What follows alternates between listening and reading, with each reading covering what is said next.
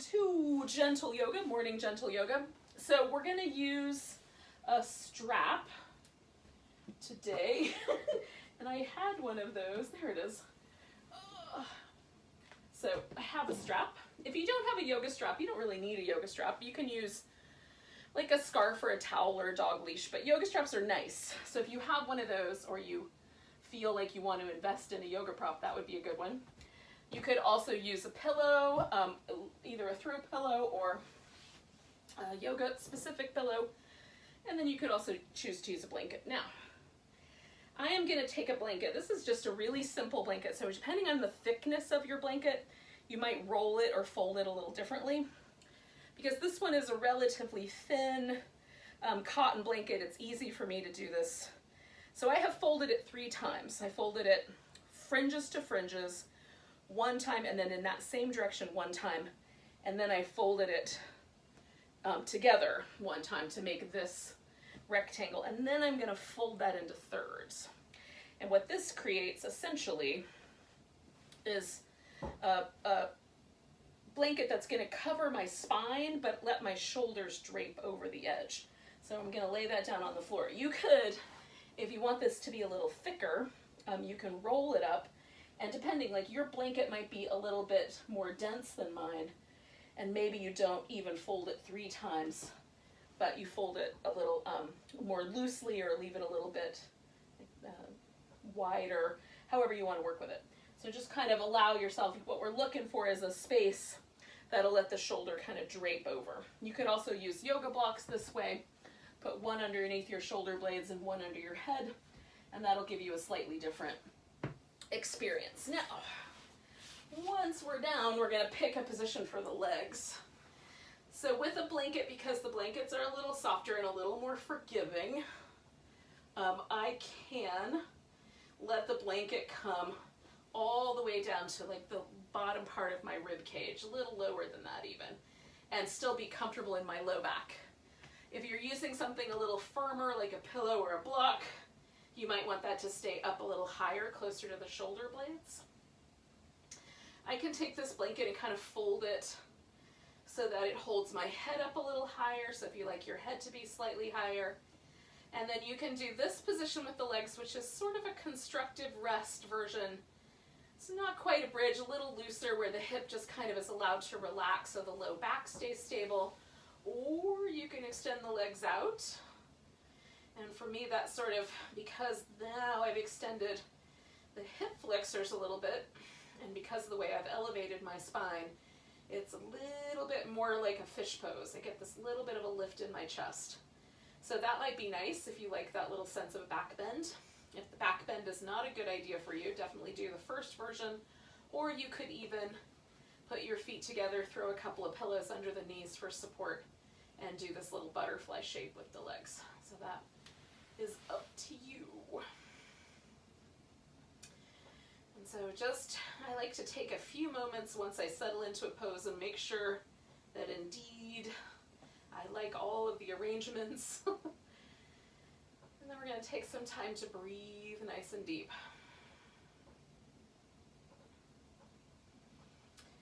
Now I'm trying to get some space in my ribs, so as I breathe deep, I'm really trying to get to the very tippy top of my breath capacity, so I get a little bit of space going in my ribs. The secondary breathing muscles, those little muscles in between the ribs, can get a little sticky and a little stiff, especially if I side sleep, and so curling up in a little ball, I definitely am not breathing that deep while I'm sleeping. So getting a little bit of movement there can help create space and a sense of freedom for the breath, right? The diaphragm doesn't have to do the whole job.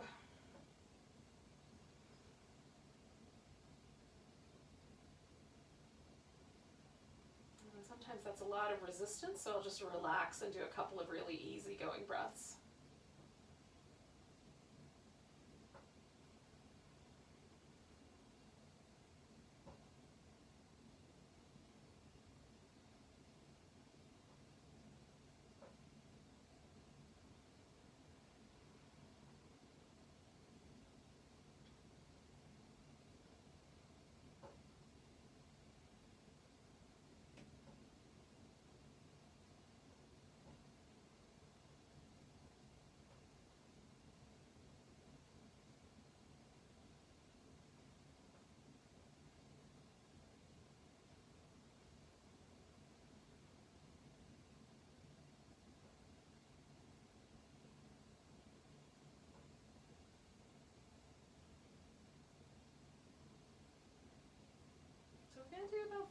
few more breaths like this.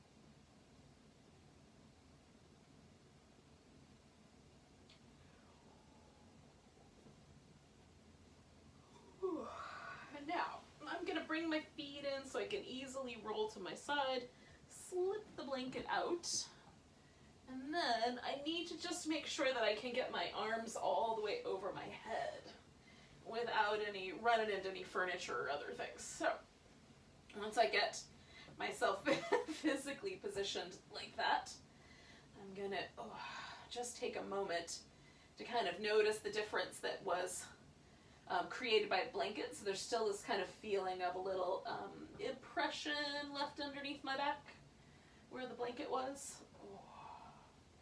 I like to spend a little bit of time kind of noticing and feeling that start to soften down. Now I'm going to put the legs in this constructive rest position. I recommend it. I think it's, for the shoulder work that we're about to do, it's a nice way to sort of position the body. Now, I'm going to reach my arms down as best I can. It's almost like I'm trying to grab my ankles. I'm not going to get very far, but I'm going in that direction. And then as you lift the arms, we're going to keep stretching and reaching. So when I get to here, it feels like I'm almost trying to pick myself up off the floor. And then we're going to keep doing that same thing, stretching all the way overhead. Now, as far as your arms will go, if you can get all the way to the point where your thumbs touch the ground, awesome. But if not, don't worry about it, just wherever they land. And then do the same thing coming all the way back. So I'm reaching through the arms, and I love this kind of opportunity to feel how the arm muscles and the shoulder muscles shift as we lift the arms. This is something I do fairly regularly, lift my arms, for a variety of reasons, getting stuff out of the top cupboard, whatever. So I don't really pay any attention to the way the muscle in my arm kicks on in different places to allow this movement to happen, right? So I can feel my biceps kick on to lift my arms. As I come to this point, it's, the arm itself is a little bit different, but the shoulder really starts to kick on, and then my triceps kick on to stabilize as I'm lowering the arms over my head. That's really kind of fun. Now, clearly, when I'm standing up, the gravity resistance is different, but it's still kind of interesting to feel this shifting landscape of muscle interaction. So one more time like that. Just feeling that reach all the way over the top. That part gets really fun. When you get all the way back, we're going to pause there for a moment. So that was fun. You could give your arms a little shimmy or just kind of shake them out a little bit on the bottom. So we're going to bring the hands behind the head. So we did a little bit of work for the shoulders. We're going to come back to those guys in a minute. We're going to switch over to the hip flexors. So the pattern is we're going to do 3, 3, and 3. The first part of the pattern is we're going to try to keep the leg completely centered, okay? So we're going to lift the toes, and then I'm going to slide. I'm using my right leg first. We're going to slide that leg out. Now, if your leg doesn't glide out easily over your yoga mat, just lift it like the tiniest little bit off the floor. We want the least amount of activation as we can get so we can get the most length possible. So with my toes pointing straight up and my foot flexed, I'm reaching through my leg to open up the front of this hip. Then we're going to bring the knee in, and pressing my head into my hands, I'm going to use my abdominal muscles to curl the shoulders just a little bit up off the floor. So shoulders back down, glide that leg out, toes pointing straight up, stretch through the front of that hip, and then bring it in. And trying to keep the neck nice and stable so the hands are back here so we can really push the head into the hands. One more time, reach through the front of that thigh just as it is, and then curling up. All right, so now we're going to do an external rotation. So first, I'm going to glide the leg out with the toes pointing straight up. Then I'm going to rotate outward so the toes point slightly to the right, and then bring that knee over towards that right elbow. So as I come to the center, I'm going to put the leg down centered, push away, feel that front of the hip stretch, rotate the leg out, bring it to the elbow. So again, bringing it back to the center, gliding the leg out, Toes pointing straight up. Feel that stretch across the top of the thigh, front of the hip, and then bring that knee towards that right elbow. So now we're going to do the internal rotation. So this one might be a little trickier. So reach out, toes pointing straight up. Then we're going to rotate it inwardly, so a little bit towards the left. Then we're going to bring the knee across and twist that left elbow up. So straight up and down. Reach out, feel the front of that hip open. Rotate inwardly. Bring it across. Good. Straight up and down with the toes. Stretch out. Inward rotation. Curl in. So that's the last one. So we can let go of the head for now. We're going to stretch this right leg all the way out. Keep the toes pointed up for just a moment. Really lengthen through that hip and then rotate it to the outside and then across and to the inside. We're just going to go back and forth like that. Just a little internal, external rotation. One more. And then once you get back to the center, we're going to one more time lengthen through that whole thing. Try to feel, can you feel it pull you from almost all the way up here on your spine? Not on the ribs, but down in there. And then we're going to glide it back. You might have to jump over the edge of your mat.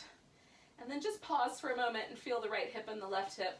And sometimes I can feel a dramatic difference. Sometimes it's really subtle.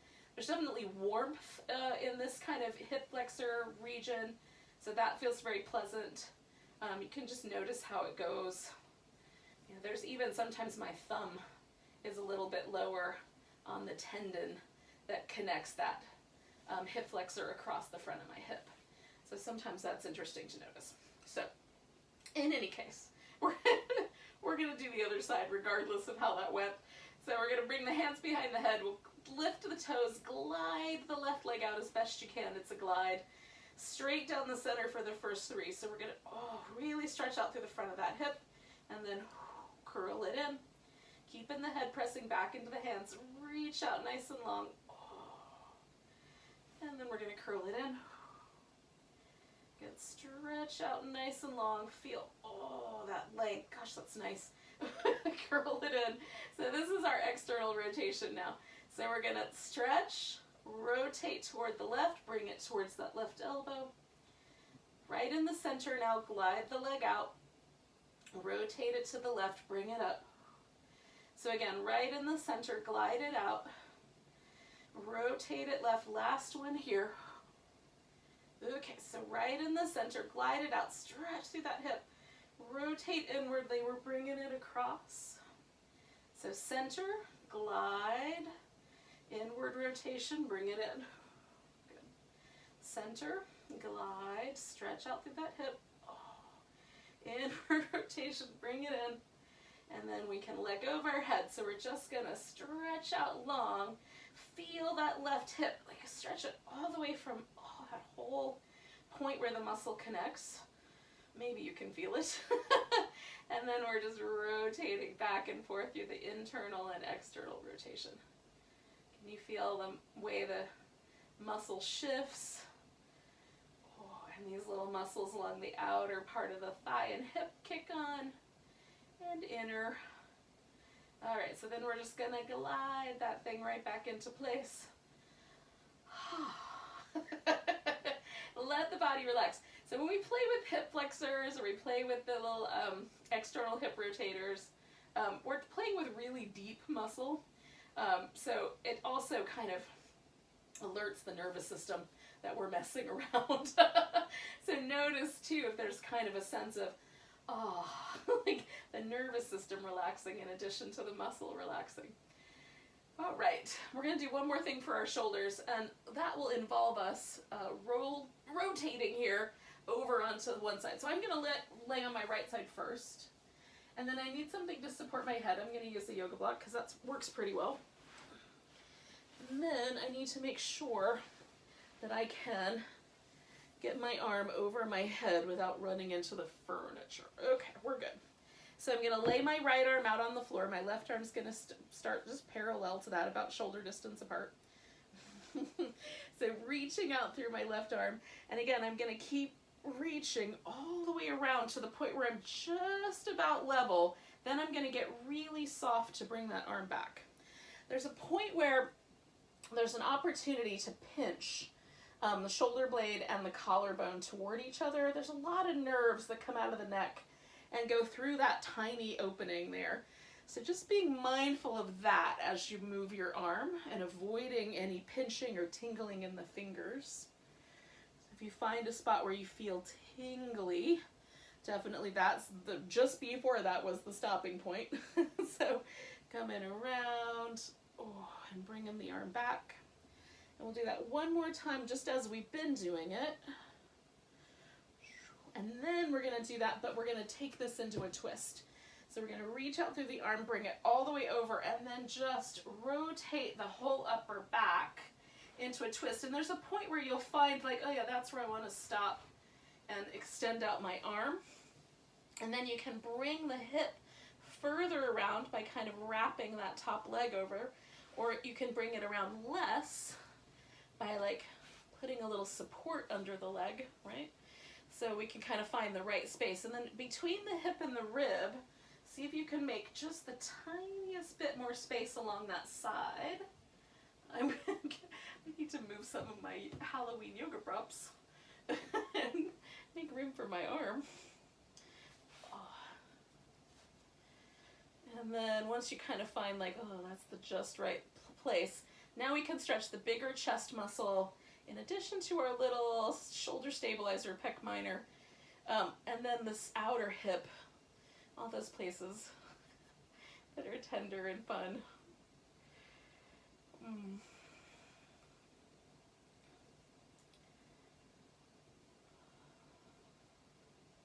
Now the left leg is going to be the leg that because that's the one on top and the one that we're stretching right now in this outer hip, that's going to be the one that we'll use the strap with. We're not there yet, but just a heads up. So we're going to do two more breaths, maybe 3 more breaths here. I love a spinal twist, so I could stay for a long time, 4 or 5 minutes, easy. But we'll just do one more big breath. All right, so now we're going to take this left leg, bring it back to the center. That's the guy we're going to work with. Now, before we get there, let me grab my strap real quick. I left it way over there. We're just going to take a moment to kind of shake out that left arm, give this guy a hug, spin the foot in circles, get the ankle joint a little lubricated. Go the other direction. And then point and flex your foot a few times. All right, so the part of this leg, we've done some work for the hip flexors. We've done some work for the outer hip with the twist. Now we're going to get the hamstrings, or we'll do the inner thigh. So with your strap, and you could do lots of different things. If you've got a long enough yoga strap, you can put it up underneath your back so that it goes across your back. And then you can pretty much do this hands-free, or you can hold on to the loop, or you can hold on to the strap. So however works best for you. I'm going to stretch this right leg out, and then you adjust. If you bend the knee, like that is one possibility to take some of the pressure away. My suggestion would be experiment a little bit. If you keep the leg all the way straight, and like if I pull my leg in close enough, I'll start to feel that in my hamstrings. And with the leg all the way straight, it feels pretty evenly distributed across my hamstrings. Whereas if I bend my knee and pull it in more, I feel a very sharp sensation right at the sit bone. So actually keeping the leg straighter and staying a little bit farther away in terms of the whole leg in relationship to my torso actually keeps the stretch for me more evenly distributed through the entire length of the hamstring, and I don't get a lot of sharpness at either connective tissue end. Whereas if I bend the knee, for me, it gets sharper right at that connective tissue point where it meets the pelvis. So my preference is straighter leg farther away. Your preference might be opposite. So, but test it and see, like, where do I feel the most evenly distributed stretch across the length of my hamstring? Because that's what we want to go with. So we're feeling the best kind of overall sense. Now I'm gonna, when we get to the side, I'm gonna angle myself a little bit because otherwise I'm gonna run into the furniture over here. But we're gonna stay with this guy for a little bit longer, probably another 5 breaths here.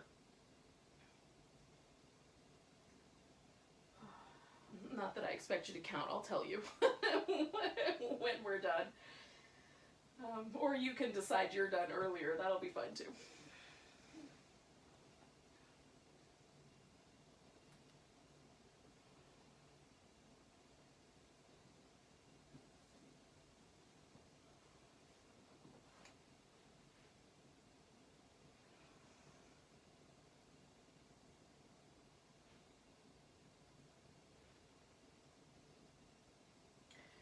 All right, so we're going to take a big breath.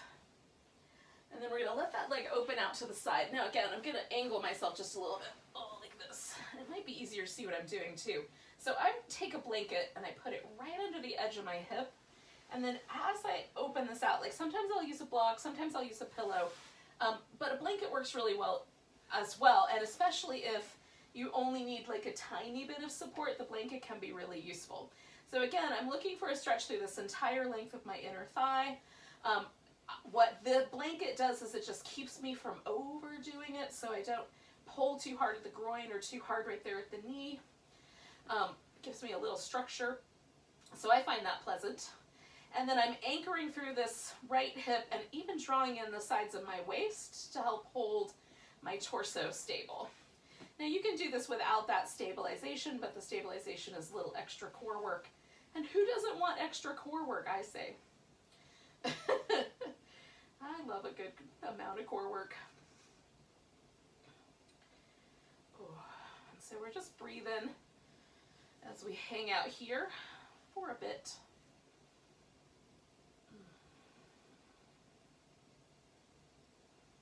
And again, if there's a kind of sharp sensation, you might back the leg off a little bit, add more support. Or you can experiment with whether bending the knee is an appropriate option for you. It might be, on this particular regard with the inner thigh, it might be just the better option.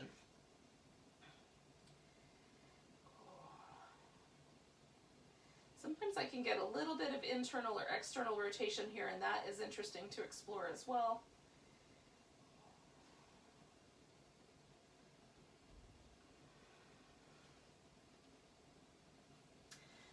So again, we'll do like about 5 more breaths.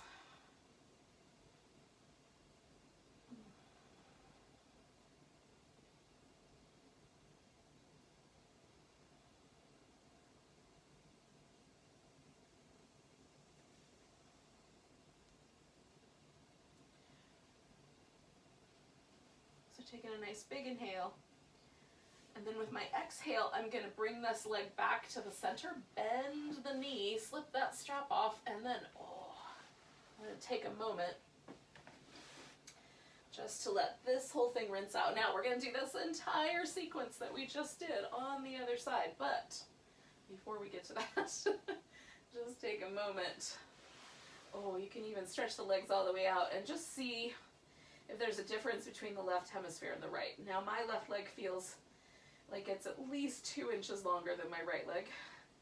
And the whole thing, like, if I put my hands here, there's no difference, but the way it feels, the sensation that's coming, or the signals that are coming from my connective tissue back to my brain, makes it feel like this hip is dropped down towards the ground at least 3 inches. And this hip feels like it's sticking way up like a mountain. It's not, but that's the information. So what is that? That's nerve signals that are being sent back from the fascia, which wraps around all the muscle tissue in this area, back to my brain. And that information that's being sent back is one that indicates to my brain, anyway, that that was a rather pleasant ride. So I'm inclined to do the other side. Now, if when you do this, you stretch out, you feel everything that just happened, if there's anything that feels ouch, or sore, tender, painful, then I would suggest trying the second side differently so we avoid the pain, right? So if there was any pinchy discomfort when we did any of these things, then we want to do the second side differently and then compare. All right, so once again, I've just made sure I'm not going to smack anything over my head.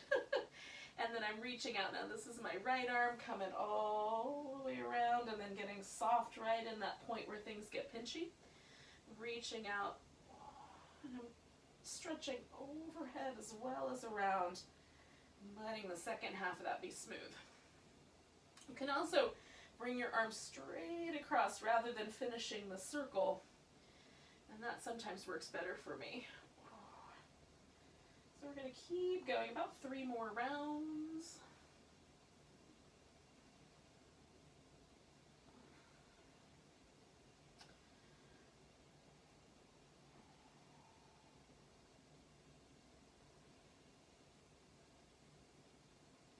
Okay, so that's my last version like that, and then this next version is the one that's going to turn me into the twist. So I'm going to just follow my arm.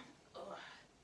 And again, you might add a little structure or not. Adjust your upper back, whatever, adjust your arm position, whatever seems appropriate, so that we're getting a nice stretch through the outer hip and through the chest muscle here. Oh, it feels so nice. I love a twist. I promise we won't stay for too long, but while we're here, hopefully you can enjoy it.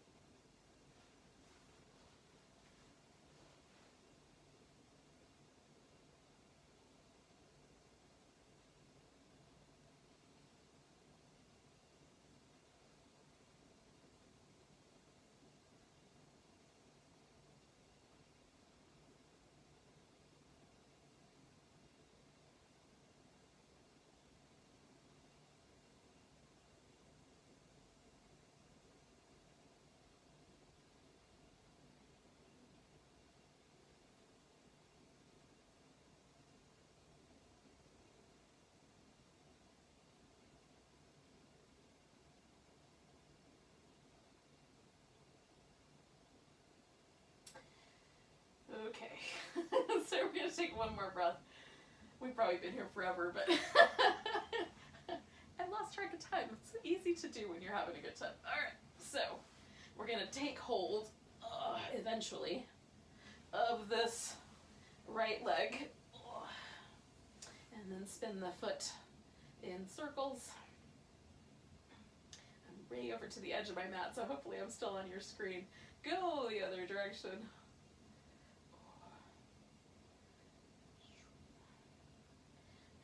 Point and flex through that foot. And it feels nice to open up the ankle joint, get some movement in the foot bones. All right. So when you're ready, you'll put your foot in the strap, or whatever you're using as a strap, and then decide how you want to hang on to it.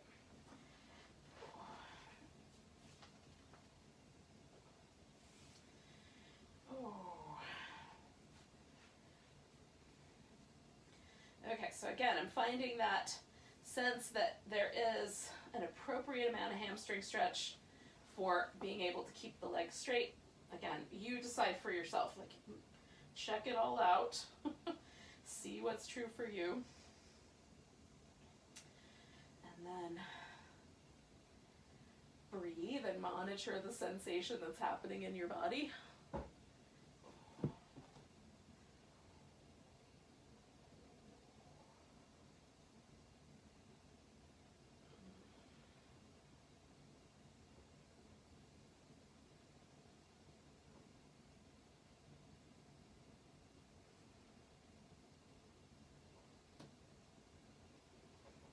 So we're going to stay for about 5 more breaths here.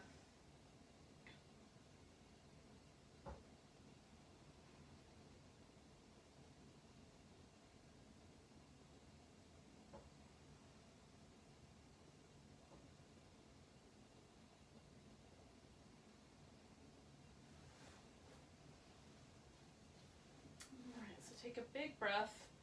And then we're going to take the leg out to the side. And again, just monitor how that sensation is going.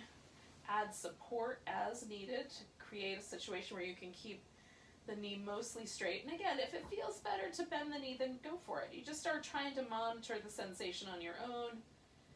Trust yourself, but choose wisely.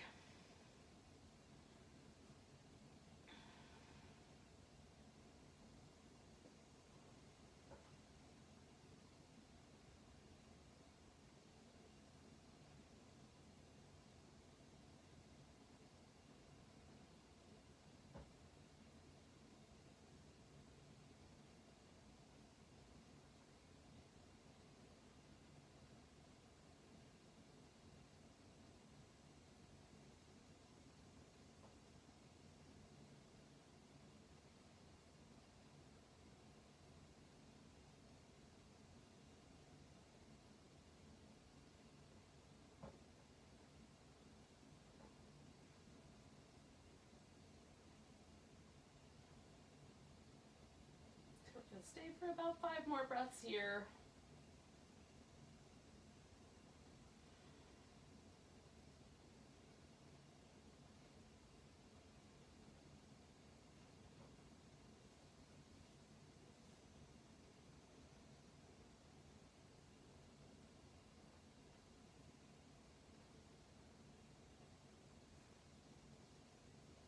I'm going to take a big breath.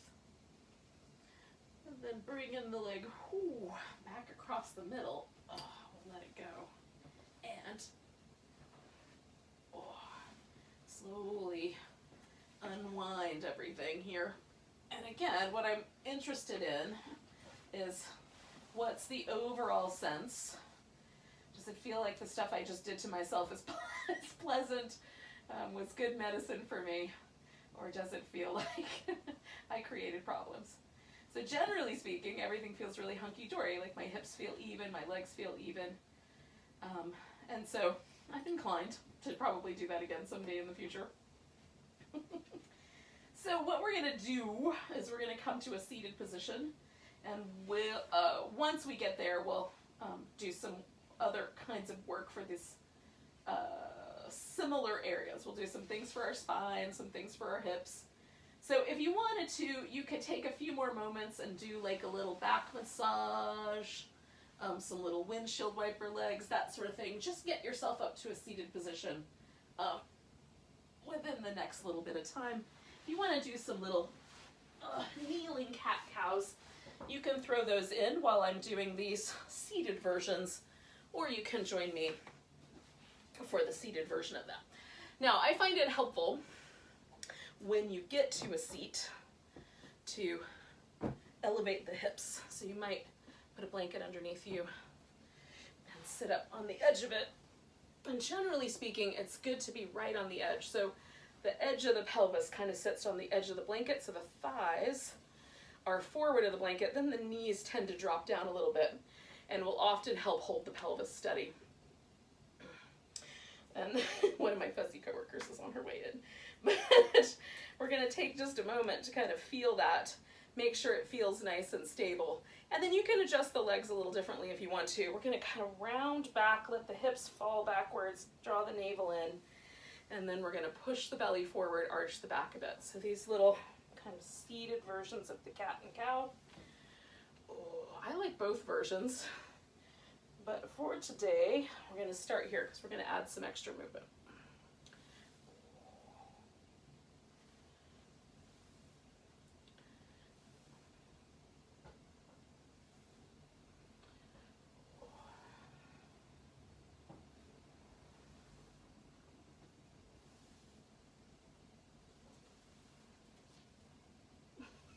Going back and forth.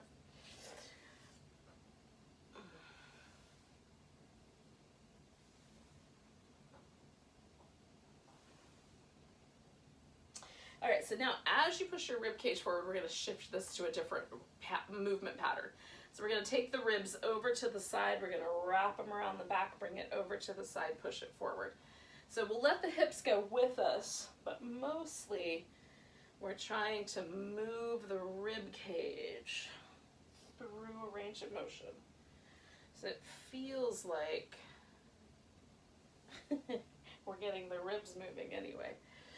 Sometimes stiffness in the middle back will create problems with trying to do this movement. We're just going to do our best. One more round in that direction. Once you get to the top and the ribs are forward, again, we're going to go the opposite direction. So circling back and around. I have the tiniest bit of scoliosis in my spine, like just a teensy twist that makes one side of this way easier than the other side. So, depending on the bone positions that you have going on for your body, you might find that one side of this rib movement's easier than another, as well as the muscle tension. So we're going to go around one more time in this direction. Once we get the ribs all the way back to the front, we'll go back to the back one more time and then find that center point. All right. Now, depending on how things go for you, we're going to start with a wide angle, and then we're going to bend one leg. So you might decide that you want to keep this elevated hip. For me, it helps to take my blanket and put it underneath my knees. So I'm going to shift positions here with the blanket, but you can leave yours where it is. So I've got one knee supported. You could also put like a block underneath there, and then I've got just the barest little hint of support underneath this knee so I don't hyperextend it. All right, so I'm going to turn a little bit towards the bent knee and side bend out over this long leg. So my right leg is long and I'm side bending to the right, which means my left side is stretching out. And I've got this arm kind of gently braced into my inner thigh, and I'm turning this leg on. So my toes are pointing up. I'm kind of internally rotating that thigh just a little bit, pushing the elbow and the thigh together. So I've got a little bit of structure down there. So that makes it a little different than doing yin yoga, for example, where things are a little more relaxed. And then every now and then I just sort of check in with what are the possibilities. If I roll forward a little bit, I feel that more through some muscles on my back. If I roll sideways, it's definitely more of an abdominal sort of situation. So finding all the little edges. We're going to hold steady for about 3 more breaths.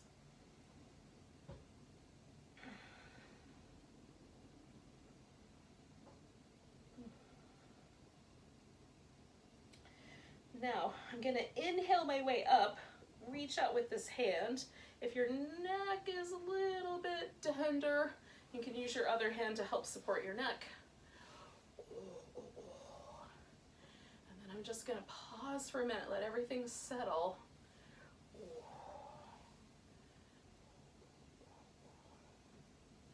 There's a point where I can feel my spine kind of shift all the fluid back into the center. We're just about there.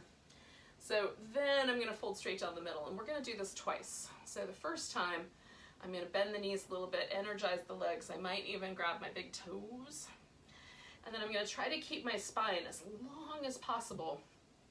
So rather than let myself hunch over, can I keep my spine long? Now, some of us, when the legs are wide, there is no there's no movement in the pelvis. So if that is the case, then bring your feet in together instead.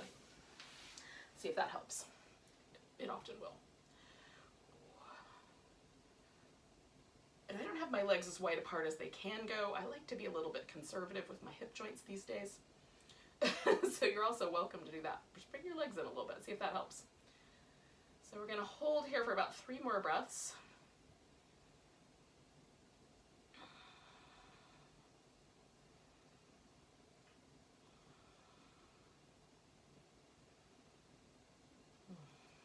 Inhale up.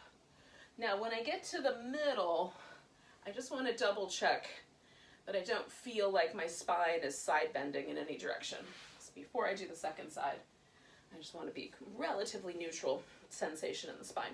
Okay, so I'm going to do the same thing going the other direction. And you can bring your foot over tighter. It just makes my pose change, and I want it to stay the way it is. So I might again grab my big toe or my inner arch, or I might just let this elbow kind of rest in this inner thigh. I'm going to bring this arm up and over my ear. You don't have to do that version. You could keep the arm down or wrap it behind you. But I'm kind of interested in the stretch that I can get through the arm itself and through the upper back and shoulder. Be kind to this underside, right? So if you're bending over too far and it feels a little bit abusive, then you can definitely back off a little bit. Go up a little higher. Create a little less of that pinchiness.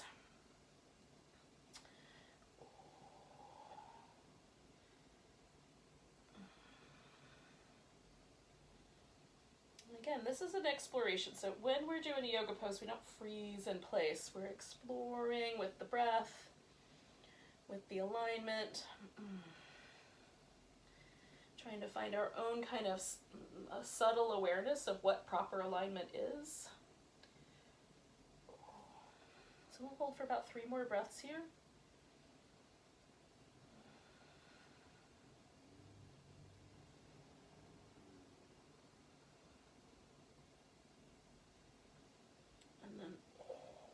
Draw myself up and out of there. And again, I just want to wait out this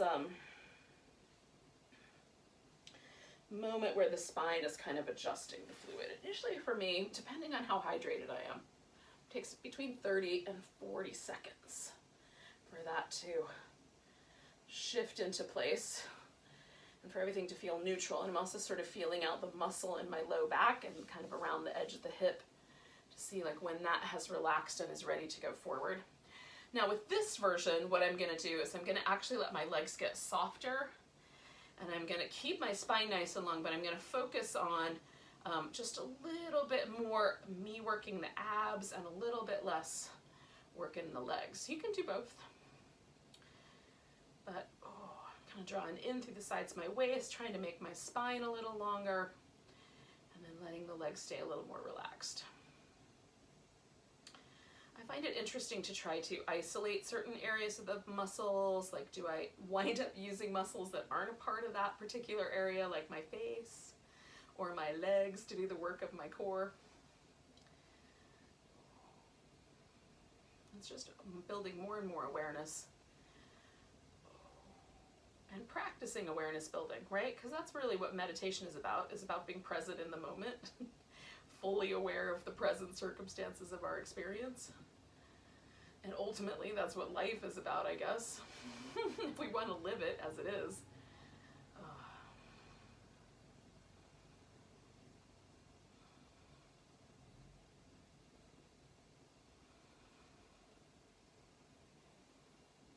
And we're going to come all the way up and out. And give ourselves a little moment to rinse this out. Okay. So we're going to do a little inversion practice.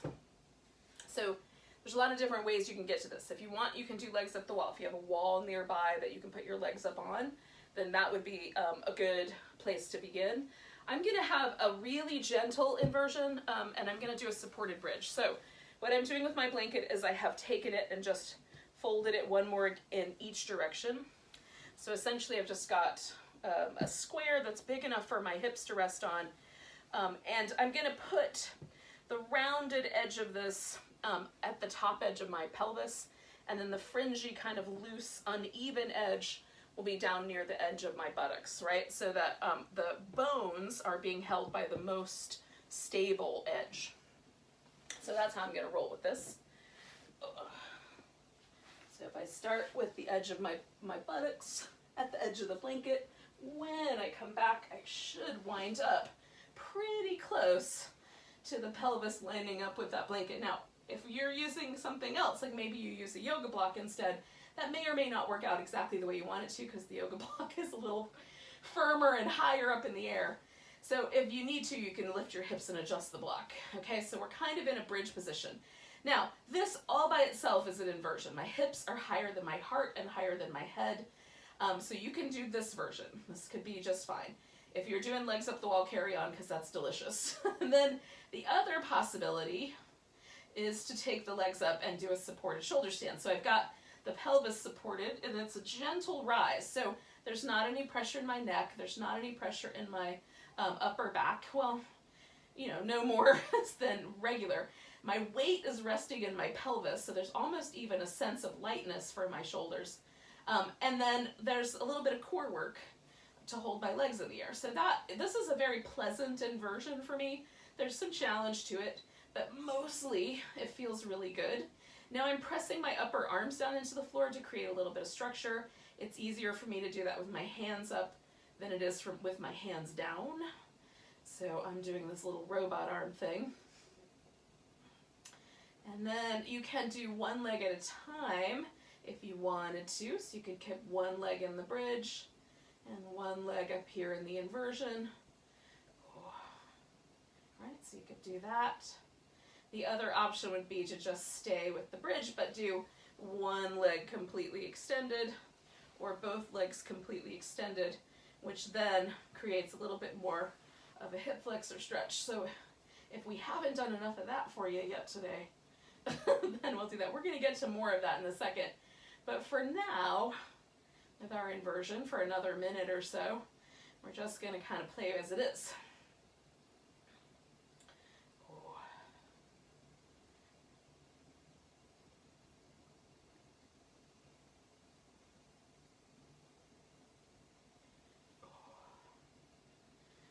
So I have a yoga teacher that I did a workshop with one weekend a long time ago, like back maybe in 2009. I think it was 2009, maybe 2008, but in any case, it was a while ago. And she called this pose Martini pose, and I adopted that name because I thought it was so charming. So it's like, you know, it's like gives you that sense of relaxation that you might get from a martini. All right, here's what we're gonna do. I'm gonna stay on this blanket, so I'm still in the inversion, but I'm putting one leg down and then crossing the ankle of the other leg over. So this is possibility number one. Now, if you're on the wall, you might need to back up a little bit, but you're gonna do something similar. You're just gonna cross one ankle or shin over the thigh on the other leg. And you can stay just like that at the wall, or you can bring the legs in, right, to kind of give you this sense of lift. Now, with this version, because I don't have a wall in front of me, I can also hold this leg and extend out. So then I can come back to that hip flexor stretch one more time on that leg. And this feels really nice. It's sort of like a pigeon upside down. It's like we flipped our bird. You know you've been wanting to do that this whole time. A whole new meaning to flip the bird.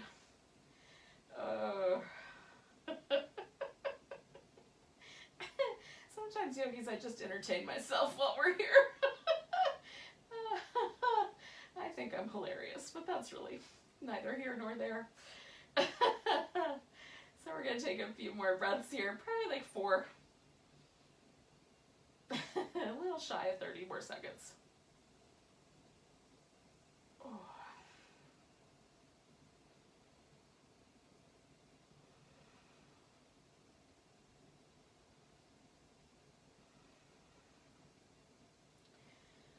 All right, so I'm just going to switch sides. So to do that, I'm going to gently draw this leg back. I'm going to gently let that leg fall, and then I'm going to start by just crossing this leg over this one. And that might be all that happens, or maybe you pick it up. Ooh. Or maybe you hang onto that leg and extend out the other. And again, if you're at the wall, then you'll just do the one. It still feels great. Ooh. I love a good wall class, man. That's the one downside to my current living room arrangement is there is no empty wall space. One day I might have to set up in a different room so I can use the wall. I don't really have a good distance for the camera in any other room though. Just hanging out here, yogis, for another minute or so with our inverted posture.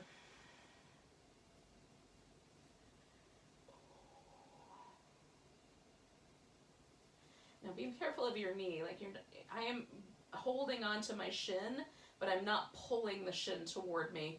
I'm using it just as a structure. But if I try to over rotate this leg beyond where my hip wants to go, it'll land in the knee. So really mind the sensation there. So we're gonna do about 3 more breaths because we've got just shy of, like 20 seconds or so. Time your own breaths. I've timed mine, and my average breath when I'm breathing a little on the deeper side is about 4 or 5 per 30 seconds. Less if I talk. All right, so very gently, I'm going to bring that guy back, and then I'm going to bring that guy back, and then we're going to take ourselves off of the support. And if you're on the wall, you can come off the wall so that you can do Shavasana. And then the last thing we're going to do before we get into Shavasana is a little happy baby. Now, it can be really simple, and you just hold on to your knees, or you can go on in here and, like a baby often will, grab hold of your feet. Now, there's a tendency when you do this for the hips to lift, and what we're aiming for is actually for the sacrum to drop down to the floor. So you're going to try to take your tailbone and curl it back down. This is not the most attractive yoga pose, but it is really lovely if you get it structured just right. And you can hold on to the big toes or the ankles instead if that's a better handle. And then what I like about it is it broadens out my sacrum and makes that feel really lovely. So before I go too far, I'm going to create my little rolled up blanket situation and put it underneath my legs. And that'll allow my hip flexors to stay relaxed without my trying to do that. So that when I extend the legs out, there's no pressure on my low back at all. Now, everybody is built a little different, and if you don't have junk in your trunk, then you may not have to worry about this. Your legs might naturally find their way out without pulling on your hip flexors. So if that's the case, awesome. Just do that. And then you're going to snuggle your shoulder blades down under you so that they feel like they're neutral on your back. And then just let your arms fall where they fall. Mine always fall away from the body. Apparently, I have a long history genetically of people who carried large buckets of milk from fields because it's about the same distance that my arms go away from my thighs. So the milk carrying distance. So in any case, let your arms find their way. If it's more comfortable to have your arms over your head, you can certainly do that. If you'd rather lay on your belly, do that. The point of the last pose is to achieve total relaxation. They don't call it corpse pose for nothing. Then we're trying to get that relaxed. There's nothing that we have to worry about. Nothing pulling or tugging on us.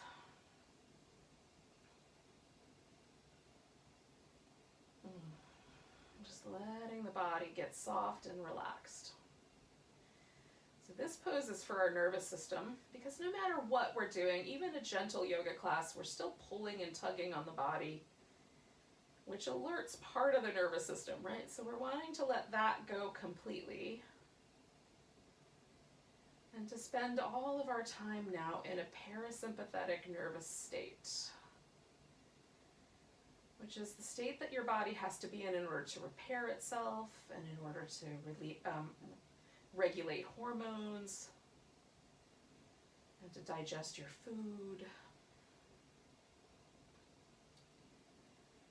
So it's possible that Shavasana is the most important pose of 2020.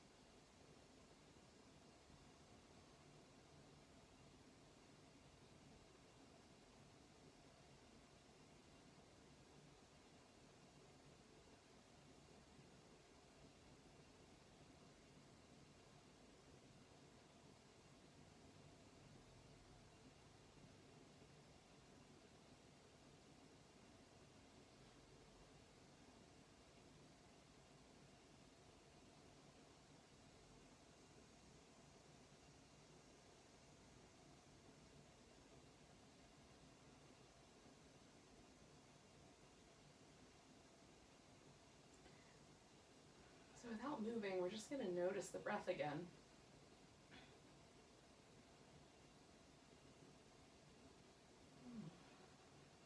I'm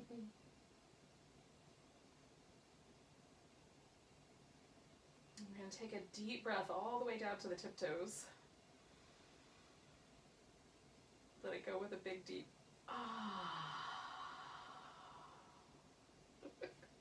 Give yourself a little wiggle of your fingers and toes. Stretch out the hands and feet. Give the wrist and ankles a little wiggle, a little movement. Give yourself a big stretch from fingertips to toe tips. Oh. And then, as you're ready, you'll bring yourself to a seated position. Thank you so much for coming out, setting up your camera or phone or TV or whatever it is you're viewing this on, and joining me for some yoga. I appreciate it. Let's take a big breath together. Nice big inhale. Big deep sigh. Namaste.